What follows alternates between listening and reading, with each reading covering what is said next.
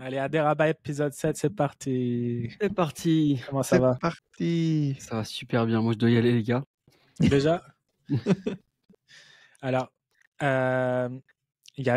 c'est intéressant, c'est que je voulais faire un retour aux sources. Ça fait quelques épisodes que je voulais faire ça. Et Mamash Bepsiata Dishmaya, ce Shabbat, les Spurim du Rav Besançon, il a fait exactement ça.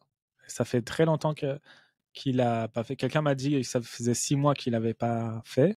Ça, il a changé d'histoire, il fait plus le Ben Meller. Voilà, il faisait le Ben Meller et Ben Mishifra, je crois, depuis Rosh Hashanah. Et là, il nous a refait Meshouné Frère. Et donc, comme on a eu des demandes de nos auditeurs d'expliquer un petit peu de quoi on parle. On va essayer de parler un peu français. Donc, on va retourner et recommencer parce que Bémet, comme il a dit plein de fois, il faut des milliers de fois relire et relire ce passage. Et il nous a dit vraiment que tout... Mashiach, il dépend de ça, simplement. Et voilà, c'est le chidouche de Avraham ben Rav Nachman qui nous dit qu'en fait, dans les 7 mendiants, l'histoire, c'est les 7 mendiants. Et Rabbeinu nous a raconté que les 6. Il a dit le 7e, c'est lui qui racontera. Sous-entendu que le 7e, c'est Mashiach. Et c'est celui qui n'a pas de jambes, de pieds. Et donc, Avraham ben Rav Nachman nous dit que le début du conte, qui est une histoire qui est en fait juxtaposée à la suite du conte, qui a La première elle a vue. l'air de ne pas avoir à voir avec le reste. Voilà, en apparence. C'est une histoire différente de quand il commence Vehi Hayom, qui commence à raconter qu'il y a deux enfants qui se sont perdus dans la forêt et qui racontent tout ça et qu'ils ont rencontré les 7 mendiants. Et toute cette partie-là avant, elle a l'air d'être une introduction qui a rien à voir, Kiviachol. Et Avraham ben Nachman, il nous dit comme le lien entre cette première partie, cette préface et la suite de l'histoire, c'est Vaehi Hayom. Alors, de ça, il comprend que elles sont liées, les deux histoires, et donc c'est une continuation. Et il a dit, c'est quoi le lien? Je me rappelle, je te l'avais posé cette question tout début. C'est quoi le lien? Il dit qu'en fait, le 7e mendiant, c'est lui qui vient réparer et sauver ce roi-là, à qui on a transmis, qui a reçu la royauté de son père de son vivant, le fils du roi, qui vient le réparer dans sa chute. Parce qu'il est... Alors, on va recommencer, et on va re-raconter cette partie-là, mais il y a une partie qu'on n'a même pas racontée, c'est bien de la lire, je ne sais pas si on va pouvoir raconter dans les détails, mais la suite du moment où il lui dit le lien de Meshouné Freiler, c'est que ce roi-là, il est tombé après dans l'hérésie, que tout le pays est tombé dans l'hérésie. Donc c'est ça la chute qu'il avait prévue son père.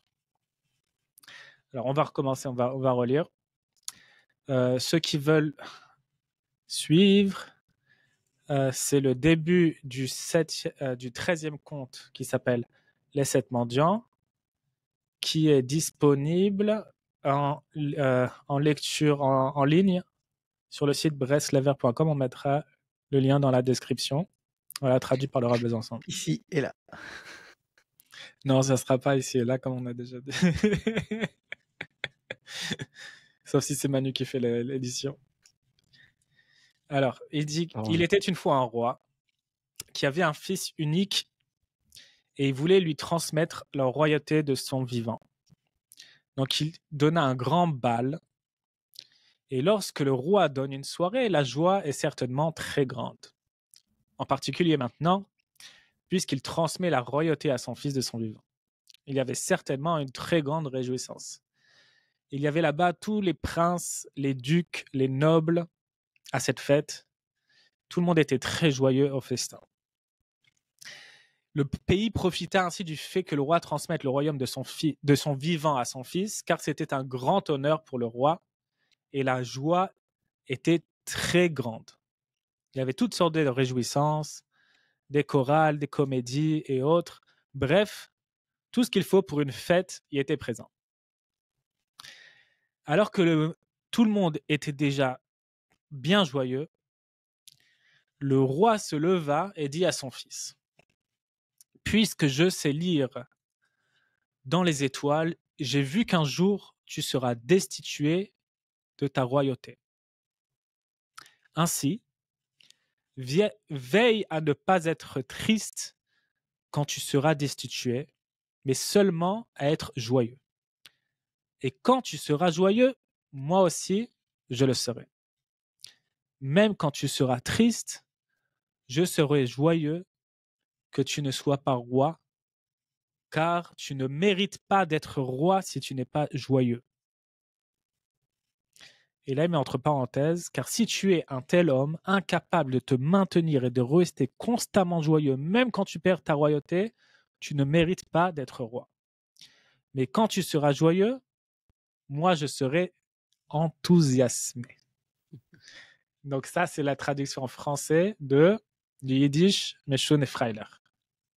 Donc pour revenir, c'est tout le concept, tout cette recherche, ce chidouche que le Rav Besançon, ça fait des années qu'il nous parle de ça. Elle est sur cette histoire-là. C'est le roi qui dit à son fils, qui lui prévient qu'il va perdre la royauté, et son épreuve, s'il l'accepte, c'est de rester joyeux alors qu'il a perdu la royauté. Donc, tout le concept de ce podcast, il est basé autour de cette histoire, c'est cette recherche. Comment arriver à ce moment-là qui est, comme on a dit avec Avraham Ben Rav Nachman, il nous a prévenu que en fait le dernier mendiant, il est lié à ce roi-là qui est tombé dans l'hérésie, il est tombé de sa royauté. Et en fait, cette période-là, c'est la période d'aujourd'hui. Quand on appelle cette période Ikveta Dimshicha, Le talon du Mashiach. Le talon de Mashiach. Donc, on est dans les pieds. Et donc, le mendiant qui n'a pas de pieds, c'est lui qui répare cette partie-là de l'histoire, qui est la préface à la venue de Mashiach. Et c'est cette réparation-là dont on a besoin pour savoir se réjouir alors qu'on est tombé de notre malchut, de notre émouna, dans la hatzvut, tout ce qui a... Mais c'est pas plus que ça, c'est Dafka, de la chute, on fait naître la joie, c'est pas quelque chose de distinct. D'accord, tu m'avais dit ça. Que Dafka, le côté de ce recherche-là que tu as eu, tu vas le transformer en simcha. C'est pas Stam, le recherche, tu le disparais, tu mets de la simcha d'un autre makor. C'est de ce makor-là, Dafka. C'est de là-bas. Ça, c'est le but ultime et c'est le summum de Meshon et Freiler. C'est d'avoir transformé cette chute-là en la plus grande montée. Mais déjà, la première étape, c'est lui qui est dans l'impasse, qui a aucune raison de se réjouir. Déjà, comment il fait pour ne pas tomber dans la déprime et essayer d'être joyeux. Il nous a dit, à chaque fois, même pour le Rav Besançon, c'est une recherche, ça fait des années qu'il parle de ça. Et là, il nous a dit, bébête, c'est pas... Il est pas vrai, c'est pas une vraie joie. Lui, il est pas dans une vraie joie. Il a dit, c'est un truc bizarre. Il te fait des grimaces quand il te raconte. Le type, il est fracasse, il essaye de se forcer à être joyeux et tout. Il a dit, c'est pas joli. C'est pas joli. De quoi tu parles? Hein? De quoi tu parles? Du fils du roi qui essaye de se réjouir. Ah. Comment il dit, il essaye d'imaginer c'est quoi sa gueule au type. T'imagines un type, il est roi, et il tombe et il devient rien, un klomnik. Et lui, on lui dit tu dois être Bessimcha. Ouais, il est dit, essayez d'imaginer c'est quoi sa tête. Il te dit sois joyeux. Et il dit Bémet, il dit le Meshune Freiler, c'est pour le roi. C'est lui qui dit je serai Meshune Freiler. Mais le fils du roi, lui, c'est pas aïe aïe aïe. C'est Alors le quoi, roi c'est qui juste va avoir une joie simcha? délirante. C'est le joie Ou qui va c'est avoir ju- une joie qui est au-dessus de ce qui est normal. Et cette joie qui est au-dessus de la normale, qui est illogique, c'est justement ce qu'il lui dit. C'est qu'il lui dit quand j'ai parlé de ça à mon fils cette semaine, qui a 5 ans. Et je lui ai dit, à un moment, il était un peu tristoun comme ça. Je lui ai dit, chéri, il faut être Bessimra, il faut toujours qu'on essaye d'avoir le sourire, etc. Je lui dis, tu sais, quand t'es joyeux, Hachem, il est très joyeux. Et il m'écoute comme ça et je lui dis, et tu sais, quand t'es triste, et il me complète la phrase, il me dit, Hachem, il est triste. Je lui dis, non, il est joyeux. Et il m'a regardé tout perplexe comme ça. Mais parce que oui, c'est illogique. C'est-à-dire, la suite logique, ce serait, si je suis joyeux, t'es joyeux. Si je suis triste, t'es triste avec moi. Et non, en fait, c'est complètement illogique. Le fait que toi, tu vas persévérer dans ta avoda de la simcha, dans ton service divin, tu vas prendre la joie comme un service divin. Tu vas dire, non, je suis joyeux. Tu vas déclencher quelque chose de surnaturel, qui défie toute la logique de ce monde et qui inverse tout. Donc le roi, oui, il va être joyeux, alors que a priori, la logique de la chose, ce serait que non. Mais cette joie-là, pour nous, c'est un exemple, c'est un modèle à suivre, mais c'est complètement contre nature. Et de cet effort, ce qui nous dit le Rav Besançon, c'est que toi, ton travail, c'est de faire un effort, de vouloir, il dit, de créer Hachem, de faire tout ton effort que tu fais, que tu peux faire pour être Bessimcha. Et ça va engendrer de la joie au roi, qui est Hachem. Et de ces Meshone Freiler du roi, tu vas pouvoir avoir une réverbération, un retour, et donc puiser de cette joie-là. Et il appelle ça, Avraham Ben Rav Nachman, tu vas pouvoir puiser de la joie, de la danse, de la ronde du 7e mendiant, qui sera les Atid Lavo. Parce qu'on dit que quand il y aura la Géoula, Hachem il va faire une ronde avec les tzadikim, et ils vont tous danser, ils vont dire Zé Hachem qui vit nous là. Ça, ils vont voir, ils vont pointer du doigt, ils vont dire ça, c'est Dieu en qui on a espéré. Et cette ronde-là, c'est la ronde de la danse du septième mendiant, elle sera dans la Géoula, mais comme elle est prévue, c'est-à-dire que elle existe déjà dans le futur. Et quand tu fais ça, cet effort-là, alors tu peux te brancher à cette ronde-là et puiser de la joie maintenant. C'est fou, c'est une porte d'accès. En fait, tu peux transcender le présent pour te brancher à un moment d'infini qui est cette joie-là. Exactement. Un peu comme ce qu'on avait dit avec Hanouka. En fait, c'est une lumière de la fin des temps, une lumière de la délivrance finale qui est descendue il y a 2000 ans, mais qui ne s'est pas encore complètement révélée. Ça veut dire que c'est encore prévu pour le 8e jour. Ça veut dire pour ce qui est après le temps. Mais c'est quand même, il y a des moyens d'accès, il y a des portes d'accès. Et c'est comme je peut-être t'avais aussi... dit, mais je crois que c'était pas dans le podcast que je t'avais dit ça, que un chidouche que j'ai lu de Rabbi Nathan, c'est que la fiole d'huile, elle était prévue pour un jour. C'est à Et moi Yom Echad, c'est quoi Yom Echad? C'est le monde futur. Oui, tu nous l'as dit la semaine C'est-à-dire, dernière. on l'avait dit dans le podcast. Ouais. Je crois Mais c'est peut-être aussi, ça nous donne peut-être aussi une indication de pourquoi que ce soit et dans l'histoire qu'on a racontée de Hanouka la semaine dernière, ou dans le premier conte, l'exil de la princesse, ou alors même le dernier conte, les 7 mendiants, pourquoi les histoires elles sont pas finies, elles sont pas racontées jusqu'au bout. C'est-à-dire, pour ce qui est de la princesse, on nous raconte pas comment il la libère. On dit à la fin il la libère, ouais. qu'on le sache, quoi, qu'on soit au courant de ça. Mais on nous raconte pas comment ça se déroule, on l'a pas. Et là, pour le 7e mendiant, on nous dit pareil, le 7e mendiant, on va pas nous raconter ce qui se passe avec lui, on nous raconte jusqu'au 6e. Le 7e menton ne nous raconte pas son histoire parce que c'est le Mashiach ça doit se dévoiler plus tard. Donc ça veut dire qu'on est encore dans ça. Et même l'histoire de Hanouka, du coup, si on le reprend a posteriori, je me suis rendu compte de ça suite à notre épisode de la semaine dernière.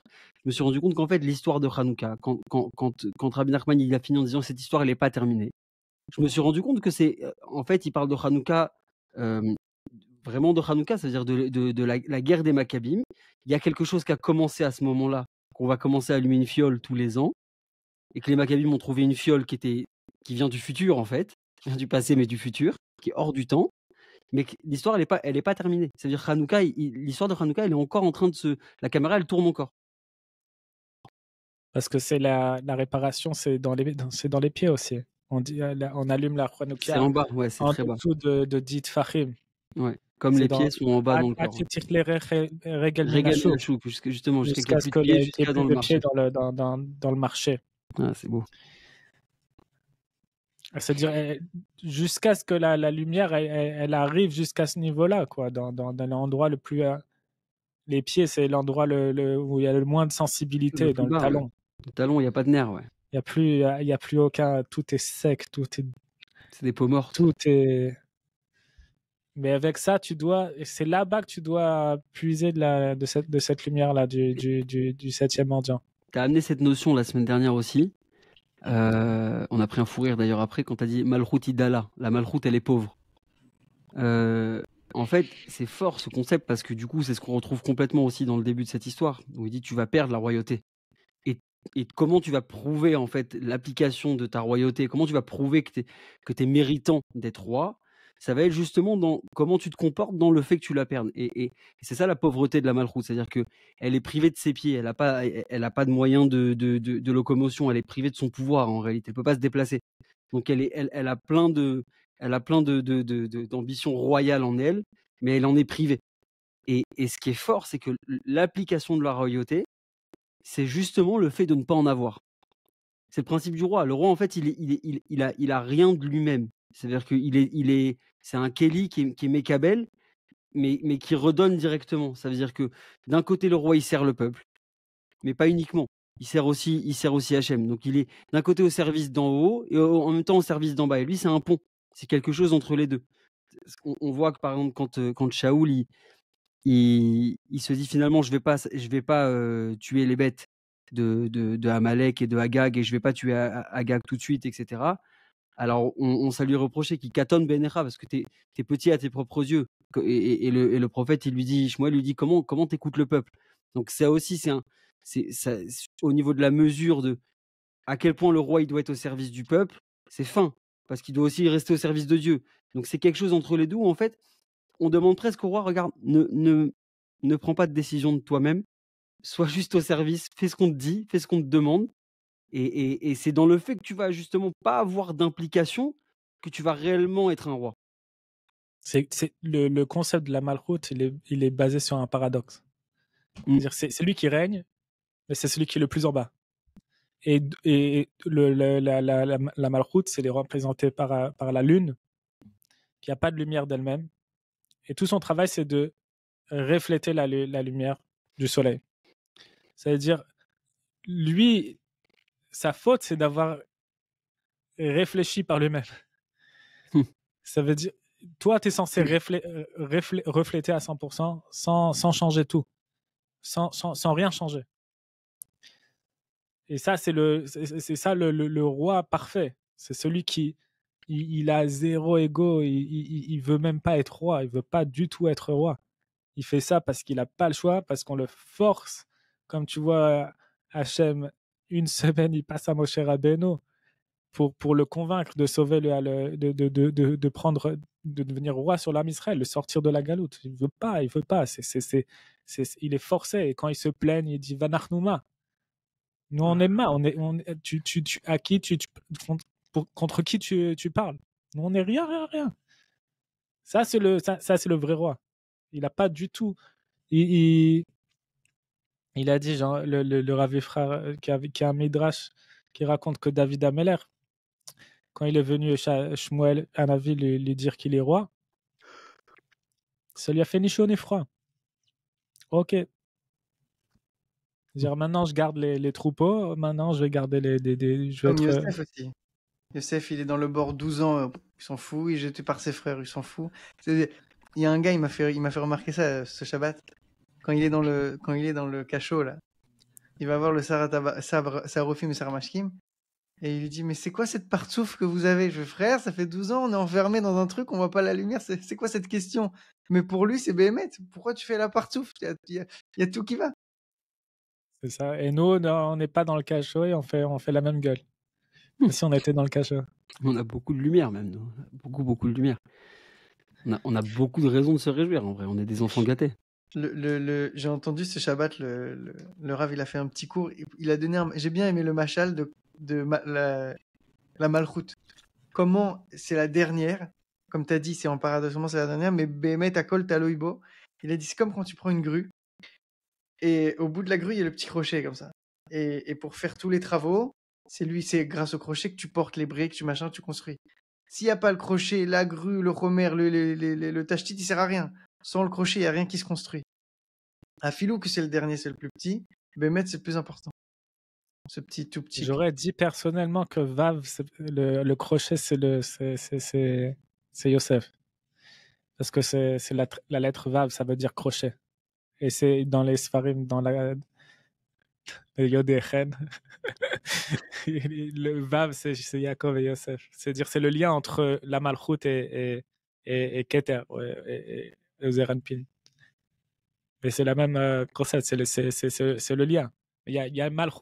Parce qu'en fait, il y a deux royautés. Hein. Il y a la royauté, c'est Malchut ben Yosef, et il y a Malchut ben David. Mais il y a deux Mashiach, tu vois. C'est Parashat Vaïgash. Ouais. Yehuda qui rencontre Yosef. Le conflit entre les deux. Attends, pour revenir à ce que tu as dit, c'est que Bassof, le fils, dans l'histoire, lui, il doit juste avoir une simcha quand il tombe. Ouais. Et ce n'est qu'après qu'il a le reflet de cette... C'est pas lui, Milechatrila, qui doit se mettre dans une joie Meshunefreila. Il peut pas. Lui, son travail, c'est de faire... Il doit garder la simcha. La Ishtadlut. Déjà, je vais te dire un truc qui s'est passé il y a quelques jours. Je te dis, ma femme, elle s'occupe de jeunes dans la communauté. Il y en a plus ou moins, il y en a qui sont très sérieuses. Il y a de tous les niveaux. Il y en a une qui est genre Enfant hein, une des jeunes qui est considérée depuis des années qu'il la traite comme le vilain petit canard, tu vois. C'est-à-dire que c'est celle qui fait des conneries, tu vois. Et que ma femme, je te dis, elle voit que c'est une fille extraordinaire. Et elle dit ça à sa mère, même elle la croit pas, tu vois. Même elle lui aura fait un yann d'écrire chacun des Nekudot Tovot sur elle-même. Et sa mère, elle a dit, elle est marrante, elle a écrit que c'était une sadéquette. Sa mère, genre, tu vois comment il le voit, tu vois. Et maintenant, cette fille-là, elle a dit à sa mère, voilà, je veux acheter une tenue tsanoua pour Shabbat. Ça sera ma tenue de Shabbat pour pouvoir aller à la Souda Shlishit avec ce groupe que ma femme, elle fait. Et elle a dit à sa mère, j'ai pris la décision de ne plus être midardaire, de pas, comment on dit en français, C'est quoi le mot que t'as dit? Midardaire, de plus être midkalkel. Détérioré. C'est dire retourner là où j'étais, il dit ça je peux pas, mais ne pas aggraver mon cas, ça je veux plus. C'est-à-dire je veux m'arrêter là. C'est-à-dire là où elle est descendue, elle a dit Adkan, jusque là. Et ça, c'est une grande chose. Ça veut dire, ok, t'es tombé, dis, mais maintenant on s'arrête. Ça, c'est déjà une grande mahala. Tu vois? C'est-à-dire, t'es tombé ta malchoute, et maintenant, on essaye de tenir dans la joie. Elle n'a pas dit qu'elle voulait retourner. C'est fou, parce que c'est fou de se dire qu'en fait, c'est ça l'application même de la malchoute. C'est-à-dire, ce qu'on appelle une malchoute avant, c'en est pas une réelle. Ça veut dire, elle a pas été mise à l'épreuve, cette royauté-là.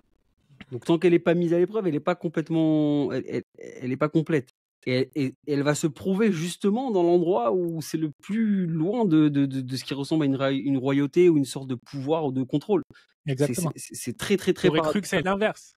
Ouais. Une fois qu'il sera roi, il va faire ses preuves. Ouais. Ben, le contraire, c'est le contraire du contraire. À four à la four. C'est dingue. Hein.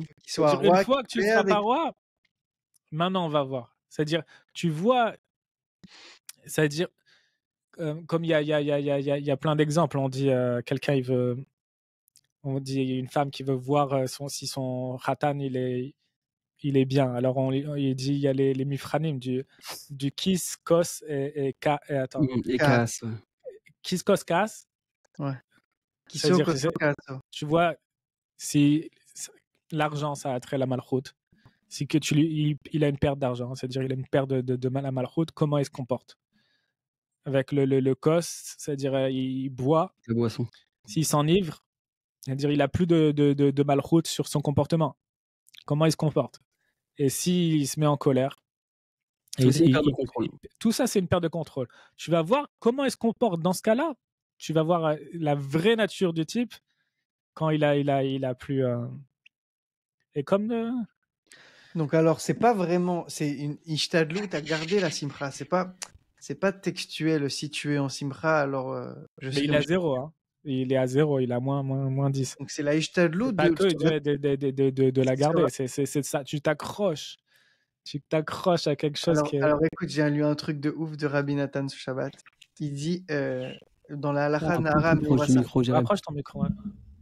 Dans la Ilchot Nahara Meurasa. Que s'il y a quelqu'un, il y a une jeune qui est fiancée, et il y a quelqu'un qui vient et qui va avec elle. C'est quoi le din?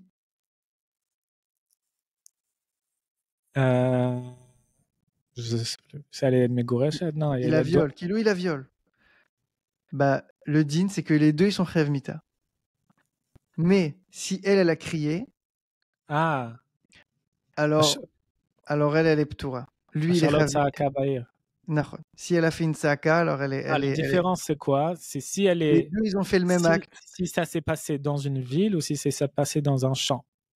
Mais non, mais le truc, c'est le cri. Même si elle a crié que personne n'est venu l'aider, qu'il y avait personne autour d'elle, juste elle a crié, alors elle est pas tour. Si elle a pas crié, elle aussi, elle est Chayav Mita. Et Rabbi Nathan, il dit. Si c'est dans la ville.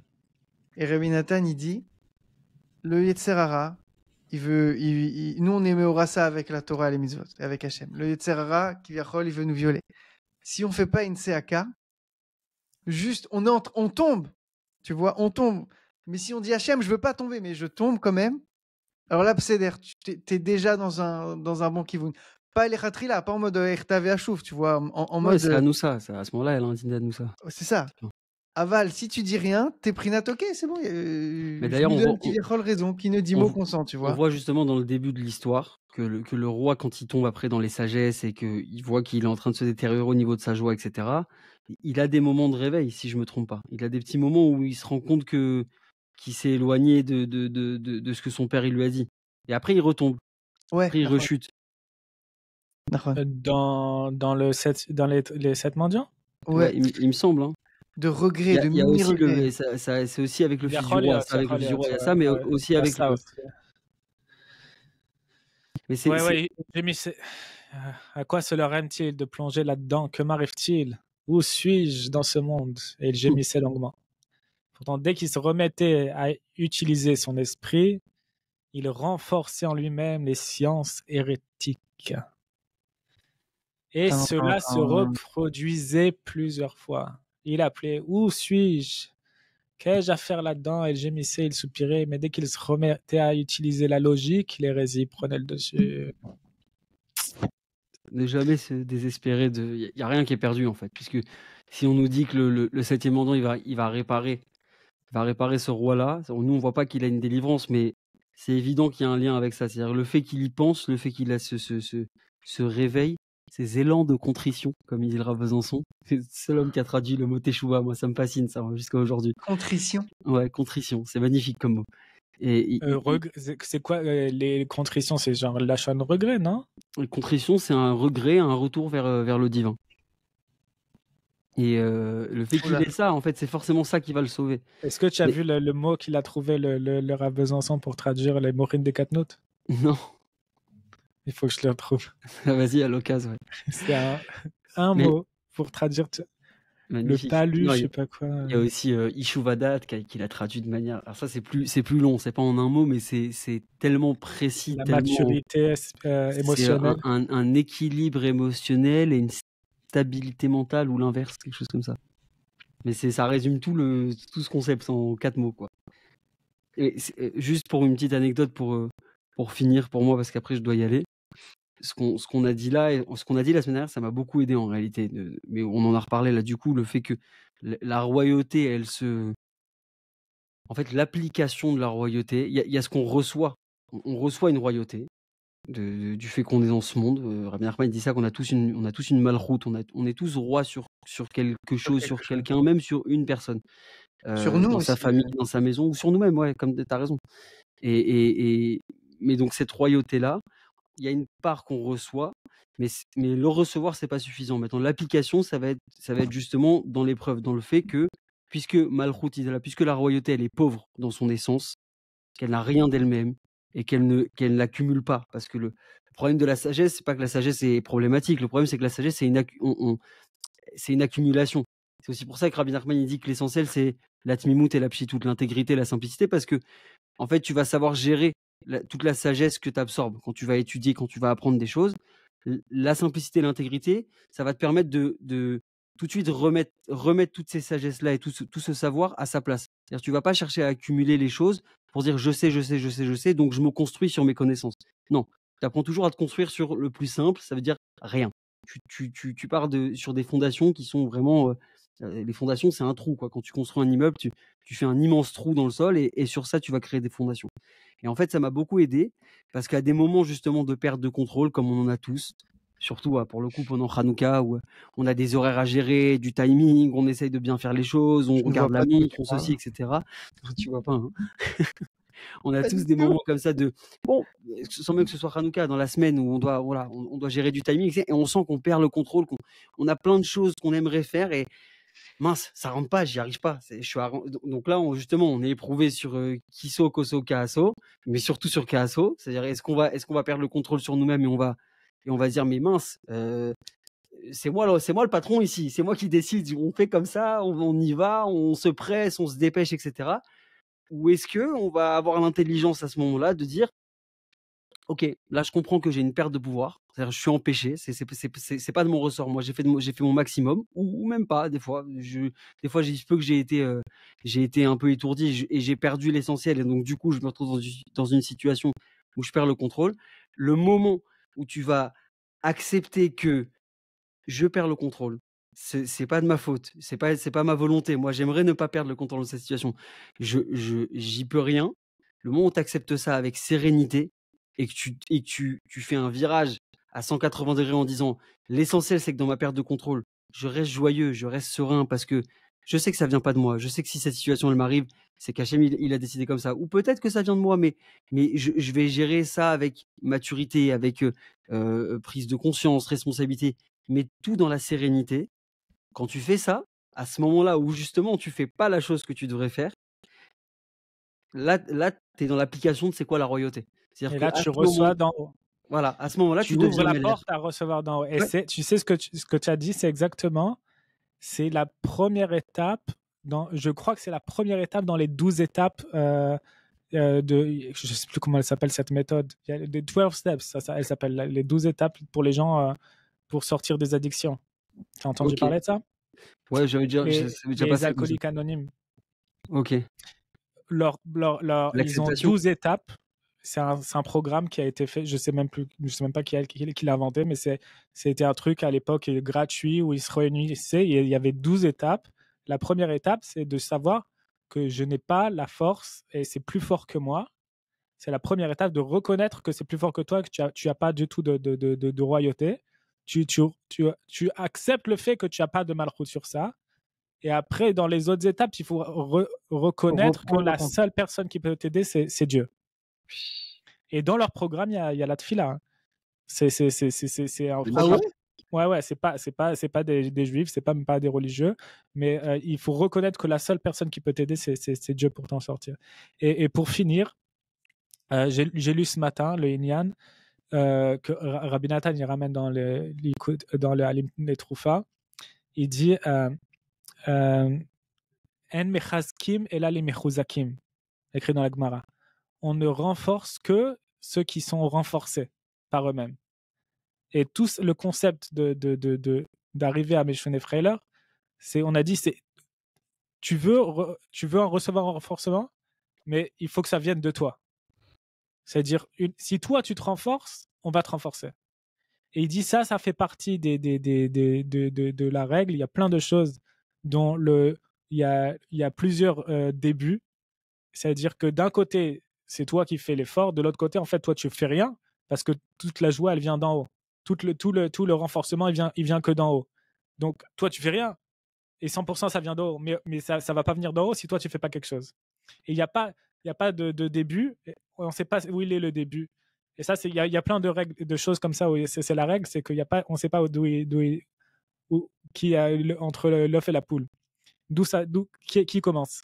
C'est-à-dire, est-ce que ça vient d'en haut ou ça vient d'en bas ou Donc ça, c'est ce qu'il dit à Rabbi Nathan pour renforcer. Comme Rabbeinu, il a dit plein de fois de ne pas être des shlemazalnikim, de ne pas être des je sais pas comment on traduit en français. Shlemaznikim. Ouais, Shlemaz. en hébreu, c'est des miskénim, mais comment tu traduis ça en français? Un shlemazon, c'est un teubé, quoi.